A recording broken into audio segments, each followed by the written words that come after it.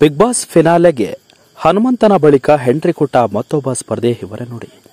ಎರಡನೇ ಫೈನಲಿಸ್ಟ್ ಆದ lady contestant ಯಾರು ನೋಡ್ಕೊಂಬರೋಣ ಬನ್ನಿ. ಈ ವಿಡಿಯೋ ನೋಡೋಕೆ ಮೊದಲು ನೀವು ನಮ್ಮ ಚಾನಲ್ಗೆ ಸಬ್ಸ್ಕ್ರೈಬ್ ಆಗಿಲ್ಲ ಅಂದ್ರೆ ಈ ಕೂಡಲೇ ಸಬ್ಸ್ಕ್ರೈಬ್ ಆಗಿ, ಹಾಗೆ ಪಕ್ಕದ ಬೆಲ್ ಐಕಾನ್ ಕ್ಲಿಕ್ ಮಾಡ್ಕೊಳ್ಳಿ ವೀಕ್ಷಕರೇ. ಸ್ನೇಹಿತರೆ, ಬಿಗ್ ಬಾಸ್ ಸೀಸನ್ 11ರ ಕನ್ನಡ ಫಿನಾಲೆಗೆ ಎಂಟ್ರಿ ಕೊಡಲು ಸ್ಪರ್ಧಿಗಳ ನಡುವೆ ತೀವ್ರ ಜಿದ್ದಾಜಿದ್ದಿ ಏರ್ಪಡಿಸಿದೆ. ಬಿಗ್ ಬಾಸ್ ಈ ವಾರ ಟಾಸ್ಕ್ ಆಡುತ್ತಾ ಪಾಯಿಂಟ್ಸ್ ಗಳಿಸುವ ಅವಕಾಶವನ್ನು ಸ್ಪರ್ಧಿಗಳಿಗೆ ನೀಡಿದ್ದಾರೆ. ಆದರೆ ಎಲ್ಲ ಸ್ಪರ್ಧಿಗಳು ಸಮಾನವಾಗಿ ಟಾಸ್ಕ್ ಆಡುವ ಅವಕಾಶ ಸಿಗ್ತಾ ಇಲ್ಲ.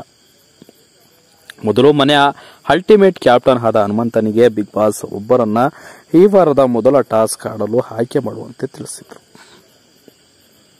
ಸದ್ಯ ಈಗ ಈ ಸ್ಪರ್ಧಿ ತಮ್ಮ ಎದುರಾಳಿಯನ್ನು ಆಯ್ಕೆ ಮಾಡುವ ಅವಕಾಶ ಕೂಡ ಸಿಕ್ತಿತ್ತು. ಹನುಮಂತ ಭವ್ಯಗೌಡ ಅವರನ್ನ ಆಯ್ಕೆ ಮಾಡಿದ್ದಾರೆ.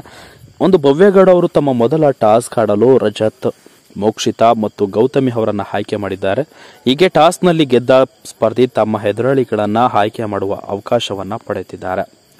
ಮೋಕ್ಷಿತಾ ಮತ್ತು ಭವ್ಯ ತಲಾ 3 ಟಾಸ್ಕ್ ಆಡಿದ್ದು ಪಾಯಿಂಟ್ಸ್ ಟೇಬಲ್ನಲ್ಲಿ ಲೀಡ್ನಲ್ಲಿದ್ದಾರೆ. ಮಂಜು, ತ್ರಿವಿಕ್ರಮ್, ರಜತ್ ಮತ್ತು ಗೌತಮಿ ತಲಾ 1 ಟಾಸ್ಕ್ ಆಡಿದ್ದಾರೆ. ಧನರಾಜ್ 2 ಟಾಸ್ಕ್ ಆಡಿದ್ದಾರೆ. ವೀಕ್ಷಕರ, ಸದ್ಯ ಮೋಕ್ಷಿತಾ ಮತ್ತು ಭವ್ಯ ನಡುವೆ ಸ್ಪರ್ಧೆ ಏರ್ಪಟ್ಟಿದೆ. ವಾರದ ಮಧ್ಯದಲ್ಲಿ ಒಬ್ಬ ಸ್ಪರ್ಧಿ ಎಲಿಮಿನೇಟ್ ಆಗಲಿದ್ದಾರೆ. ಇದಾದ ಬಳಿಕ ಯಾರು ಪಾಯಿಂಟ್ಸ್ ಟೇಬಲ್ನಲ್ಲಿ ಅತಿ ಹೆಚ್ಚು ಅಂಕ ಹೊಂದಿರುತ್ತಾರೋ ಅವರು ಎಲಿಮಿನೇಷನ್ ಇಂದ ಪಾರಾಗಲಿದ್ದಾರೆ. ಇವರೇ ಎರಡನೇ ಫೈನಲಿಸ್ಟ್ ಆಗುವುದು ಎಂದು ತಿಳಿಸಿದ್ದಾರೆ. ಸದ್ಯ ಪಾಯಿಂಟ್ಸ್ ಮತ್ತು ಆಟದ ವೈಖರಿ ನೋಡಿದರೆ ಭವ್ಯ ಫಿನಾಲ್ಗೆ ಎಂಟ್ರಿ ಕೊಡುವ ಅವಕಾಶ ಹೆಚ್ಚಾಗಿದೆ ಎಂದು ಬಿಗ್ ಬಾಸ್ ವೀಕ್ಷಕರು ಅಭಿಪ್ರಾಯವನ್ನ ಪಟ್ಟಿದ್ದಾರೆ.